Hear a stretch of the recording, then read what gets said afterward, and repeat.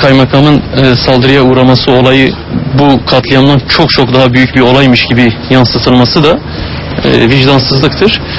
Hele BDP'nin ve Hasip Bey'in yönlendirdiği, hedef gösterdiğine dair haberler tümüyle iftiradır. Çünkü iftirayı atan şahıs başka bir köyün korucubaşıdır ve Hasip Bey'le davalıklar şu anda.